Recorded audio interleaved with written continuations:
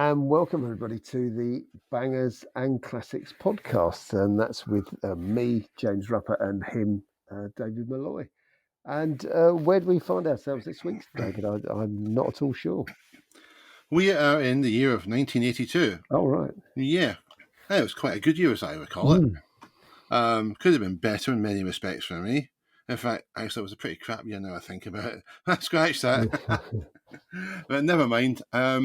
There were some very good things from 1982, but we'll have to explore that. Could be memory playing tricks on me. Yeah. So we'll have to go and explore it and find out exactly what it was about 1982 that was good and perhaps not so good. Anyway, well, I messed up last week by starting with the challenge instead of Banger or Classic. And this week we're going to start with a car spot instead. Oh, right. Okay. I spotted something very rare. It's a 1979 Toyota Land Cruiser. I think it's an HJ45 pickup, or as they call it in Australia, a ute. Yeah. And this one was imported, I believe, 3 years ago. It's been restored and is in impeccable condition. It's really quite something, James. Yeah. I was driving past it. I thought, what the flipping heck is that? As it turned out, the guy who owns it is working with somebody I know. So that's how the conversation came about and told me a bit about it. Oh, right. Yeah, so it's a very interesting vehicle, and he does keep it very, very nice indeed. Not afraid to use it in inclement conditions either. Also saw an Aston Martin from 1930. It was a works car, LM4. Yep. Which Aston Martin were taking to various locations around the UK, researching its history and photographing it, and perhaps going to do maybe a book or something, or a booklet about its history. And it turned up in my hometown. Yeah. Because the second owner in 1931 registered it to a place called Belle House, which sadly burned down a few years and just a shell remains. I really knew it as a hotel, but it seems to have been a house before then. And he didn't live there, this chap. He didn't. It wasn't his permanent address, but that's what he put on the ownership log for the vehicle. I'm not quite sure why, because he was from the northeast of England, I believe. All right. There you go. However, they took it down to the park, and it's been meticulously restored. It probably looks far better than it did when it was new. Yeah. Lovely looking thing. And if anyone's interested, I'll post a link to some photos taken by the Aston Martin people. The Aston Martin historian was there, very nice chap, and he has an interesting classic car, but I won't break his confidence by telling the listeners what it was, unless sufficient silver crosses my palm, shall we say. Yeah. But it's not an Aston Martin, that's all. I was going to say, is it an Aston Martin? It is not an Aston Martin. Yes. So those are two car spots. I did see quite a few this week, but those are the principal two. Well, I've got 38 or 39 because we haven't done them for a few weeks. But the main one was actually about a month ago. I had a Lancaster bomber come over the house. That's the second time that's happened. So that was terribly exciting. Yes. With all the Rolls-Royce engines and everything. So there is a car connection there somewhere. And that was very good. Yeah, it's quite low. You can hear it from several miles away, obviously. And that's with engines that's with them well throttled back as well. Yeah, absolutely. So amazing. So that's pretty good. I know it's not a car, but it's pretty good. No, it's amazing. It's wonderful to see in flight. It is, absolutely. I have seen two of them flying together. Only two airworthy ones in the world. There's one in Canada and there's one in the UK, and the Canadian one came over a few years ago, and I was privileged enough to see it flying with the RAF one. There is a third one at East Kirby that I believe the intention is to get airborne. They've restored it, and I'm not sure what the situation is, but certainly a couple of years ago, probably before COVID came, the intention was to get an airworthiness certificate from the CAA and get it to the skies. And it'd be lovely to see. What else did you see? Well, this week actually I've seen basically a Herbie era and the same colour Beetle, which I park sort of next to, and it's the second time I've done this. I don't think I've ever mentioned it before, but it is in spectacular condition. But it is obviously used, it was just nice to park a Mini next to an F-plate Beetle, which really is exceedingly pretty. And it's in sort of that cream colour. hasn't got 53 on the door or anything, but it pretty much could be. So that was very, very nice to see. Right. And be near. But yeah, so it's somebody local. So it'd be nice to find out who that person is and have a word with them. So I know roughly where they park. So when I park my cars near them, I'll hang about for a bit and see if I can find out more. But it is a really, really lovely car in perfect condition.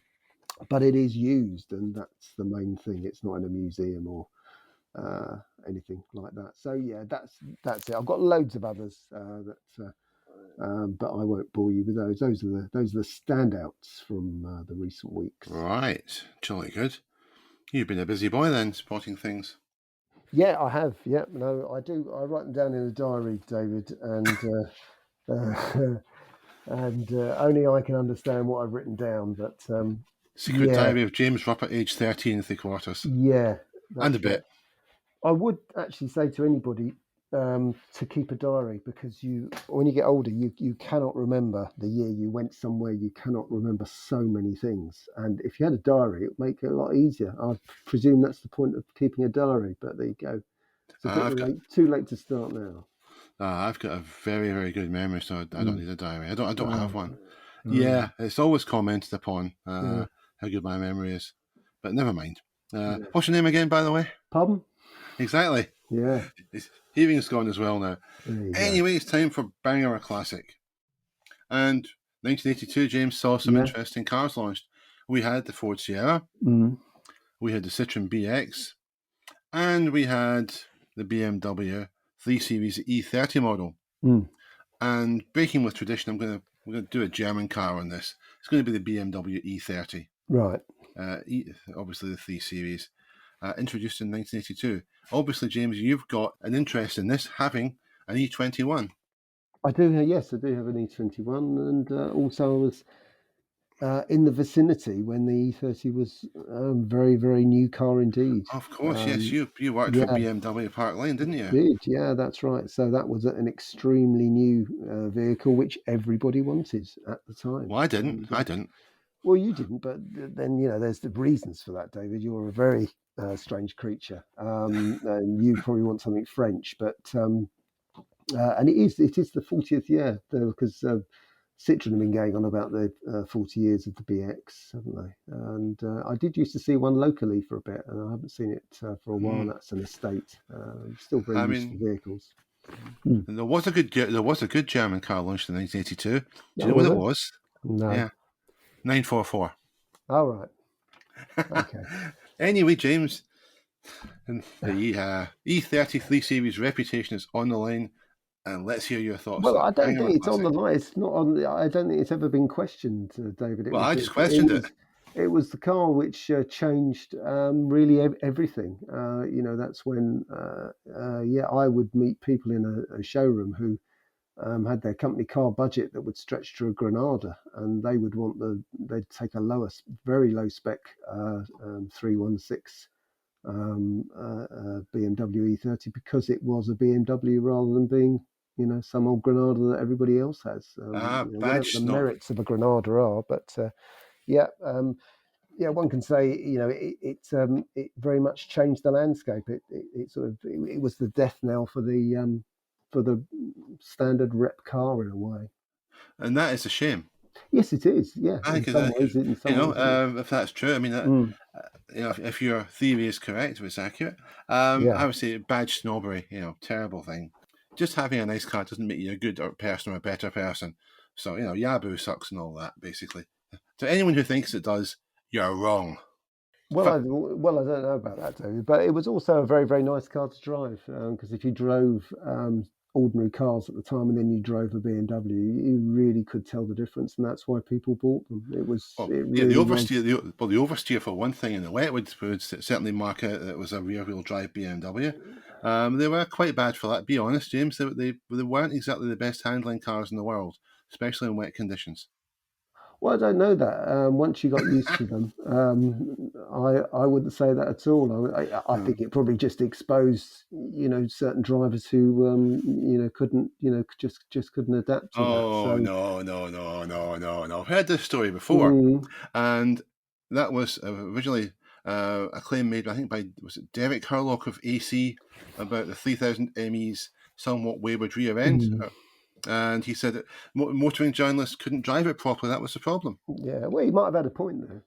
Well, he might have had a point about them, yeah. But no, I mean, you might learn how to drive the 3 Series properly, i.e. very slowly, etc. Once you've been through your 10th hedge backwards, possibly. But well, I've never been through a hedge backwards in one of those, so I don't know. Maybe I'm an exceptional driver, but I know I'm not. No, not really. You can have a go at the E30, but I think the sales figures and its place in history is very much assured, really, and anybody who questions that isn't playing with a full lunchbox. So there you go. I don't have a lunchbox, James, to play with, so there we go. That. No, well, I do say that, yeah. Anyway, yeah, what will I say about the E30? Okay, it succeeded the E21, as we all know. Various body styles, as you'll tell us, James. 2-door, 4-door, cabrio, and estate. The estate was called the Touring. Actually, it was quite a handsome beast, the Touring, I thought. Cabrio looked quite nice. 2 and 4-door, boxy, bit bland at the time, I thought. But I suppose it has aged well. Yeah. So I'll come back. I'd say that. Large range of engines. You talked about the 316. Well, that had a 1.8 engine, not a 1.6. Why call it a 316 then? I don't know. Strange. Well, it was a carburetor 316. That was yeah, still not a 1.6 though, is it? Well, the 316 and the 316i, which is the injected engine, the standard 316, had a 1.8 carb engine. Various gearboxes, choice of jet rag, manual, 4 or 5 speed, 3 or 4 speed autos. Then, of course, you're going to tell us, James, we had the M3. Yeah, there was an M3, absolutely knocking about then, which was quite interesting. The motorsport wasn't as big as it was now. First applied to the 5 Series. I don't know. Well, maybe BMW motorsport wasn't as big, but the M3, if you remember, made quite a splash. 87 onwards, I think, the BTCC. Yeah. The Mike Smith, late Mike Smith of the BBC, he drove, and Frank Sittner also drove, and I think they clashed a few times on track. Yeah, they did. Yeah, absolutely. I remember that. It's a nice looking car, the M3. I'll give it that much. I quite like the style of it. We've got a range of engines. The biggest, I think, was the 2.7 litre they shoehorned into it. And of course, you were talking about I was talking about the M3. You had various Alpina models. Yeah. Came along, as we said, 82. Started to be phased out 91 onwards. I think the last one was built in 94. Yeah, that's right. Placed by the E36. I honestly don't really rate them that highly. In the sense, I don't think they're the ultimate driving machine. That's what BMW's promo said at the time, and I thought that was cobblers then, and I still think it's cobblers now. I've had a couple of Beamers. We've got ones now. We've got an X5, which we absolutely love. But the Z4, a couple of those, nice cars to drive, great engines, etc. Handling in the wet, blooming awful. And I have had rear-wheel drive cars before, so I can balance a car if I have to, but couldn't be bothered with that. Yuppie reputation counts against it as well. Would you agree or would you disagree? No, I disagree, David. Oh, you're defending yuppies now. Good God. This podcast has gone to dogs. Yuppies were great. Made me an absolute fortune, so there you go. Yeah, well, I thought they were tossers then, I still do. I suppose you're going to say it's a classic. Well, obviously, David, it was a classic. It was a classic from day one. But if you can't see that, really, I wouldn't say it was a classic from day. No, I wouldn't say it was a classic from day one. No, it was. No. Not having that, mate. Not having that. I would say I thought some of the engineering was quite rudimentary. I mean, rear-wheel drive. It's an archaic system. Even BMW really abandoned it now largely with the Z drive. Because it simply grips better. It's a safer car to drive. It's a better car to drive. The styling was bland I thought it was really bland back in the 80s. I knew a lot of people who had them, and for the most part they were tossers, I'm sorry to say. However, the styling has, as I said, aged well. I see one there and I smile. So I must have mellowed towards him a bit. So with the greatest of hesitation, I'll call it a classic. Oh, there right. you go. Goodness me. Just because I think the styling has lasted. I like the M3 version. I like the state version. I've driven the cabrio version, and I thought it was a nice car. Drove it on a dry day, of course. But yeah, I would say, on balance, I'll call it a classic. Otherwise, I might upset you just too much today. And on that note, I think we'll. Sorry, James. Yeah, no, it's fine. Absolutely, yeah. Yeah, we'll post our classic prize off to BMW this afternoon. Well, you can. I'll probably Okay. I'll blow them a raspberry or something. That's just me. Right, we'll take a break now, shall we? You're listening to Bangers and Classics, the podcast with more street cred than. We'll get back to you on that one. Ding, ding, ding. Seconds out around 2 of this week's podcast. We're still in 1982. Are we? Yeah, James is taking the huff and he's currently sitting inside a BMW E30 and refusing to come out, so we'll have to conduct them inside the car. Talk about films, James, shall we, from 1982? Right, yeah. Now, I've got a little bit of a surprise in this, but there were some very good films in 1982. And for once, I actually have looked up cars that were connected with them. Oh, goodness me. Just to please you, enticing you to come out of the E30. We'll start off with, I think, a film called The Verdict. Paul Newman film. As a lawyer. Now, it's no secret I was a lawyer for a long time. I was a litigation lawyer, went to court.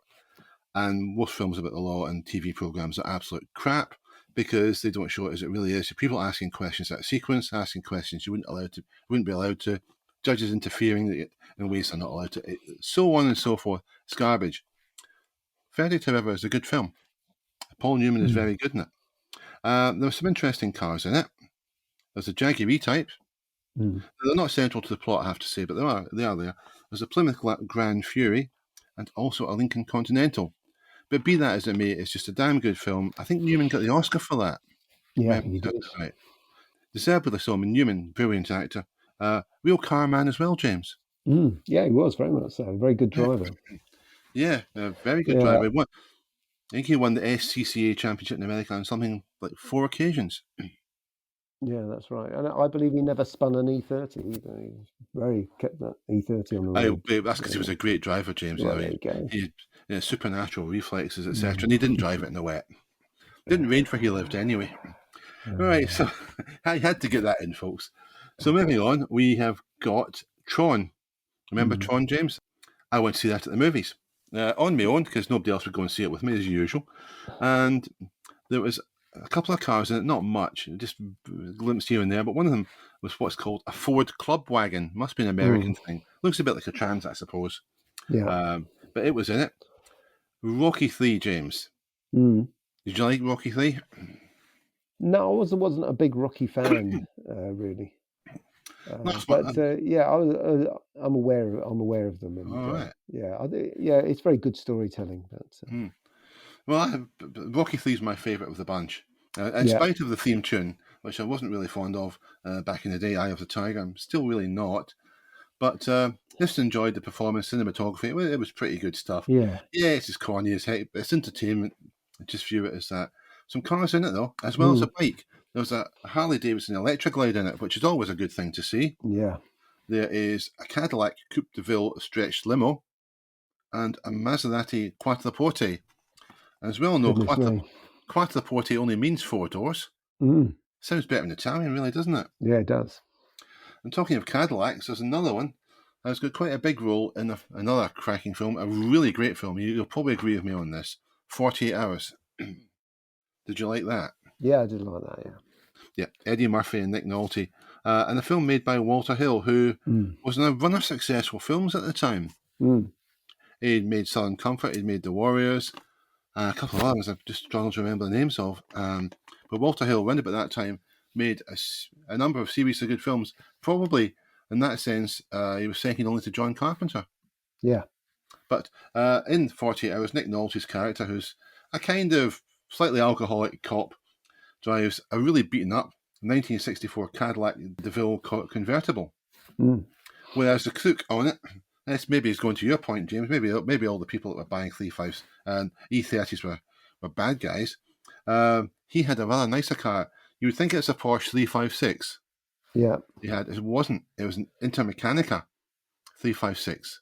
Oh. It's an American company who builds replicas of them, I'm told. Very good replicas, it seems, as well. Not just the Porsches, they do other ones. What else we got? We have got, of course, Blade Runner. Believe it or not, it is a car in Blade Runner. Well, not I say modern.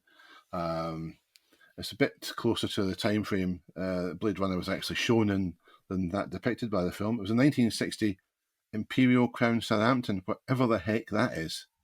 You might know it, James. I have no idea.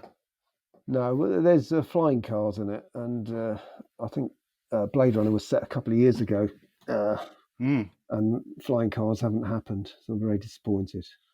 Well, that's true. Probably all those damn E30s holding back progress, you see. But there's also the Millennium Falcon, I believe, appears in Blade Runner. Yeah, it does, doesn't it? Yeah, on the side of a building. E.T., there's a couple of interesting cars in it. There's an Audi 5000, James. Oh, really? Yeah, an Audi 100 to you and me. And there's a Ford Fairmont station wagon, which for me is kind of quintessential 1980s suburban cars. And I actually quite like them. I don't know why. Always have done. Fast Times at Ridgemont High. You'll be familiar with that, James. I'm aware of that, yeah. Yeah, there's a car in it called the Cruising Vessel by the character who owns it. And it's a 1960 Buick LeSabre, and it's huge. Buick only made one car that year, which was it, because they had no more metal to build any other ones, apparently. What else have we got? We've got a couple more. I've got Poltergeist. Quite a spooky film for the day, actually. The first of the Poltergeist series of films, the only one worth bothering about, in my view. And it had an Oldsmobile Custom Cruiser in it, which was the most significant car in it. Cars weren't central to the plot. But this is the last one, James, and this is where I think I've got a surprise for you. Oh, really? Yeah. There's a very unusual car, appears in a scene. It's not essential to the plot or driven by any of the characters, but it appears in First Blood. Obviously, effectively the first Rambo movie. Yeah. What kind of car do you think would appear in First Blood that you would not expect to be there? I don't know. I'm trying to think back. It was actually shot in Canada. Because you can go on tours actually, and they'll take you to the sites of First Blood, and it was very very pretty locations there. But no, I can't remember. I just remember. Yeah, go on. I'll give you a clue. It's a British car that was sold in both the USA and for a longer period in Canada. Probably to no great success in either territory. Part of you makes you want to think it's like a Sterling or something, or it's a Rover 800, SD1. No. Austin Marina. Oh, really? Wow. Yeah, it's in a car lot scene. I think it gets blown up. Oh, that's good. But I don't really agree with that, I have to say. It's a bit archaic, a bit like the E30 in that respect. Yeah, you've ticked all the boxes. There is actually our favourite John Carpenter. There was a Thing which didn't have any cars in it at all. Was it not 81 or was it 82? No, it was 82, wasn't it? It is an 82, but maybe there's some snowmobiles in it or something. But there's no cars in it. But it's fairly terrifying. I still can't sleep at night because I've seen it several times. All right. There was a second John Carpenter film. Well, he was, I think, only an executive producer and did the music that year. Halloween 3: Season of the Witch. Oh, right. Yeah. Unfortunately, I didn't bother to research the cars. It is one of my favourite John Carpenter films. Yeah. Even though it's not really by him. It was an attempt to move away from the Michael Myers story, and the plan was we'll do a different film about Halloween every year, every couple of years.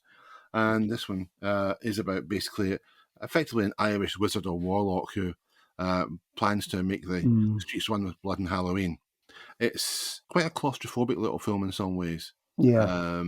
It's okay though, I quite like it. And yeah, it's an interesting diversion from the main films. And of course, it's John Carpenter's music in it, which is obviously always good. So there you go.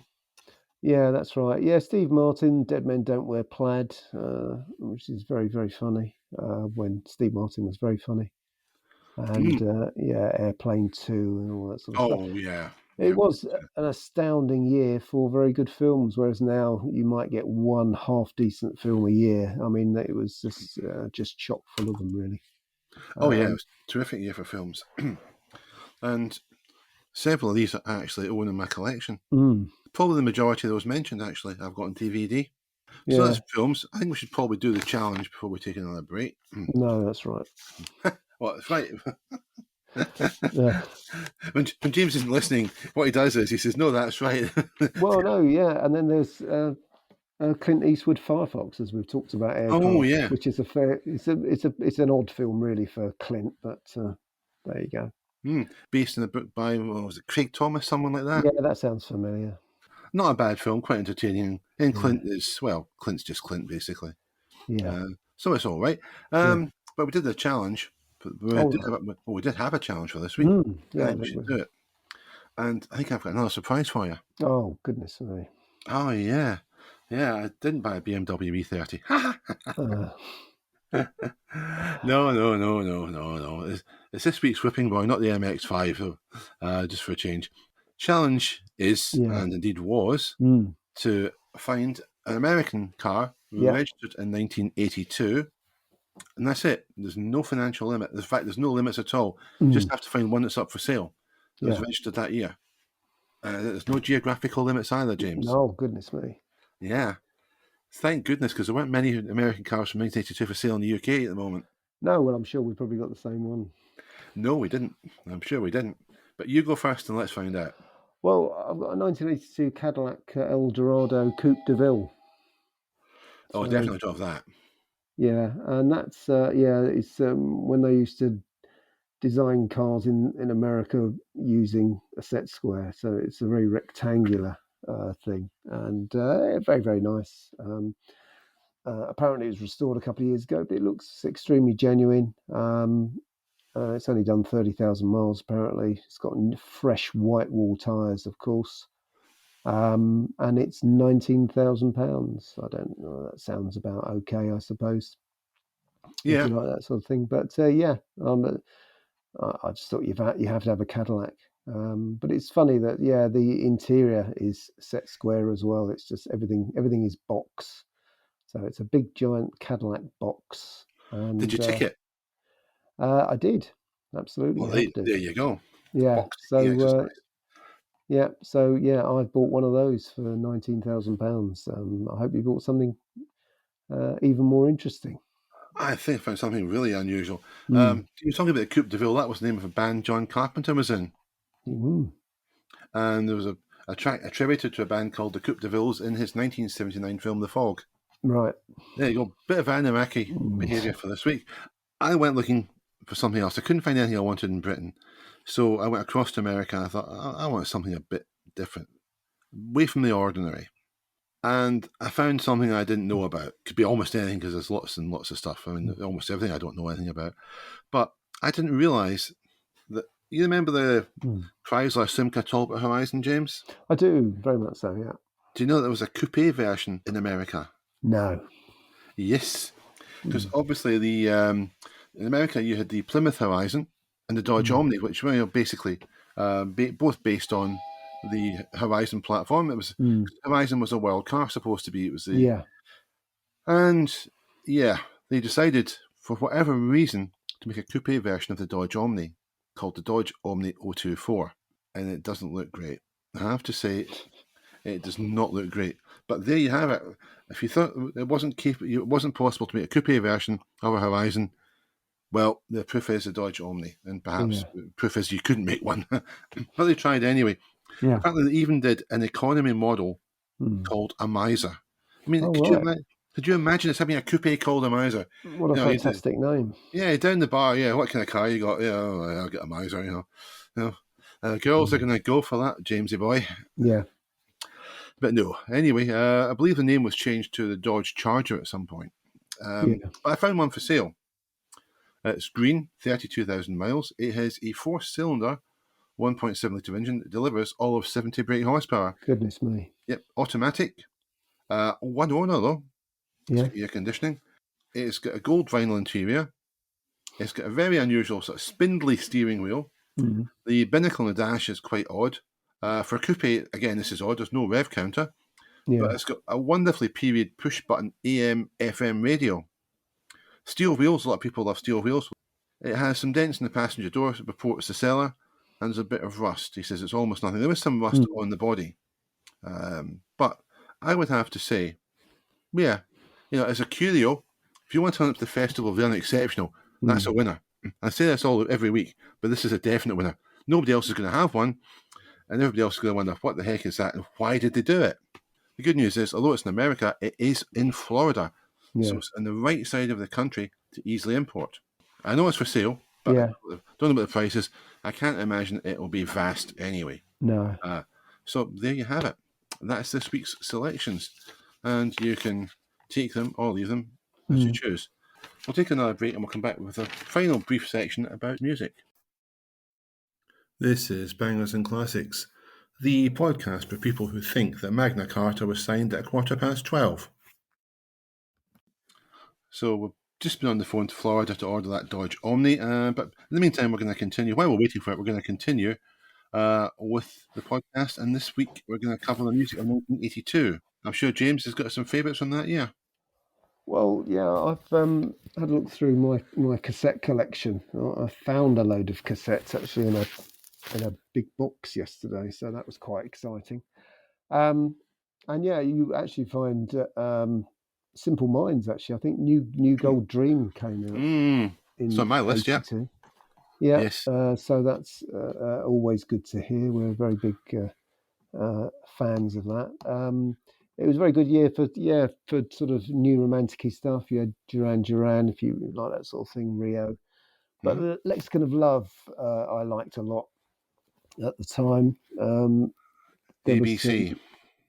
Yeah, that's right, ABC, the Lexicon of Love. It's a very, very good album. Roxy Music Avalon, which was sort of their final sort of one as a group. And that was very good. That was all sort of very subtle stuff. Kiss in the Dream House, Susie and the Banshees, Dexy's Midnight Runners, your two Rye. I don't know anybody who dressed like Dexy's Midnight Runners ever. I don't even think Dexy's Midnight Runners dressed like Dexy's Midnight Runners, but that was sort of quite amusing. And then there's sort of some odd jazzy stuff as well. You get like the Night Fly by Donald Fagen. If you're going to drive in a car on a long distance, you need to play that. Donald Fagen of Steely Dan, wasn't it? Exactly, yes, that's right. But that's a very, very excellent album. So there was some pretty reasonable stuff. Kate Bush, I think, was doing stuff as well. Yeah. The one I want to ask you about, there was an album apparently by some fella called, it says here, Jack Michelson. Was that a thrilling album? I didn't find it thrilling. No, I didn't warm to it at all. But yes, of course, the late Michael Jackson. I'm not going to insult the chap. He produced obviously Thriller, sold by the truckload, and then more trucks, and then more trucks, and so on and so forth. That's right. But it did feature Sir Eddie Van Halen, so that was quite good. Yeah, for about 30 seconds. Yeah, that's right. But it's the best 30 seconds of your life, probably. Maybe. No, it wasn't my kind of music. Yeah. But you did mention Simple Minds. The title track of that album, New Gold Dream, is superb. There's a version of it on YouTube they played live on the Tube. Yeah. It's really good. A gig from, I think, the end of 1982, and they played 2 or 3 songs on it from that album. It's very good indeed. You also had Clash with, I suppose, the last real Clash album. There was one afterwards, but it was really just Joe Strummer, wasn't it? This one was called Combat Rock. Yeah. And I wasn't a big fan of the Clash, but a lot of people love it, so fair enough, chuck it in the mix. You said Duran and Rio. Thought they were a bunch of posers back in the day, but I have subsequently seen them live, and kind of revised my view on them a lot. Very good band to see live. I'll certainly say that for them. And then Dire Straits with probably what I thought was their last really good album. Yeah, that's true, yeah. Love Over Gold. You've got only 5 tracks on it, and only 2 on one side. And the shorter of the 2, 7 minutes, no longer was 14. And now there's a second too long. Yeah.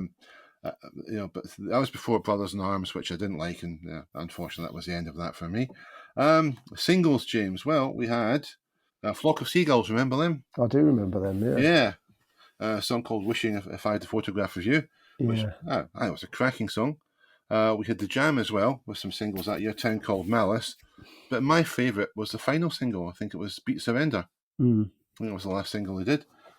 And we had Joe Jackson stepping out. And Joe Jackson started at New Wave, then went into sort of hip music, I suppose, hip cat music for an album. Then came back with quite a polished album. And the single was Stepping Out. Well worth checking out.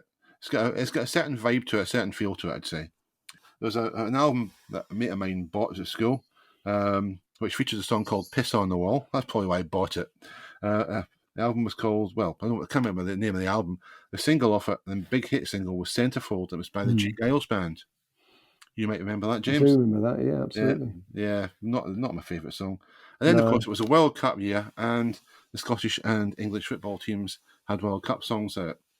And the same mate of mine who bought the J. Giles Band album, I think he actually bought both. I know he bought the singles from the World Cup teams. I'm pretty sure he bought the album that England released, even though he's Scottish. And it was quite hilarious in places, has to be said. But the Scottish song, and I'm not being biased here, We Have a Dream, was B.A. Robertson and John Gordon Sinclair of Gregory's Girl fame with the World Cup squad. It's a song called We Have a Dream, and it's very funny.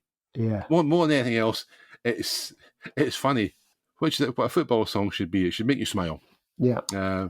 You might say that was it. Scotland didn't do very well in the World Cup. England did very slightly better, but I think in fairness they were hindered by injuries to Brooking and to Keegan. Memory serves me right. I watched that. That was the best World Cup I ever saw. 82. I was at school, and it was absolutely the best of them all. Was that in Spain? It was in Spain. Yeah, it was a great World Cup. Had a bit of everything. Italy won it that year. The Azzurri won it. Cracking semi-final, goodies, baddies, all sorts of stuff. Redemption. Yeah, lots of stories going on, and some great football. What more can you ask for? So if 82 was good for films, it was pretty good for music too, I'd say. Yeah, it was pretty good. So, which leaves us, James, to ask the one question. Yeah. As a year, and notwithstanding the E30, is it a banger or a classic? Well, I don't think we did this for 1960, did we? We didn't, because we were out of practice. Yeah, I know. But yeah, 1960 was a classic, and 1982 is a classic as well. So yeah, we're doing very well with classic years just recently. Yeah, well, we had 2000 before that, which was a banger. So I suppose we want to make up for it somehow. So that's that. I don't know, is there anything else, unless you've got anything else you want to No, not really. No. Well, obviously, I'm going to go and get in my E21, but it's broken down. So is it not fixed yet? No. It's the longest story ever told, David. It involves carburetors. So I bought a carburetor repair kit, which is basically just bits of cork, and that was £90. And there's so much missing of the original carburetor that it can't be used. So, right. Solex carburetor, isn't it? Yeah, they're awful things. So you can't say that they were owned by Matra. Well, you say that if you want. That's why they're awful. So I do have a Weber. So I've had negotiations with my garage. So they're going to fit that, and we'll see where we go with it all. But I don't know. At the moment, it's pretty not working, really. Yeah. Just a question of jetting it properly. If you put a Weber on, that's all. Just setting it up. I mean, it'll be completely compatible. I know that, some of the Matras I had were Weber carburetors, and the S models had the lovely Solex double twin choke side draft. Lovely carburetor, I have to say. So that's us for this week. We should be back next week with another year, and we'll find out where that is at the end of this week. Yeah. So until then, okay. Most likely, unless James gets his beard stuck in the mechanism again of the thing. Well, that can happen. It has happened. Yeah. I have proof. Anyway, thanks for listening. Take care. Hope you tune in next week. Yeah, cheerio. Thanks for turning up.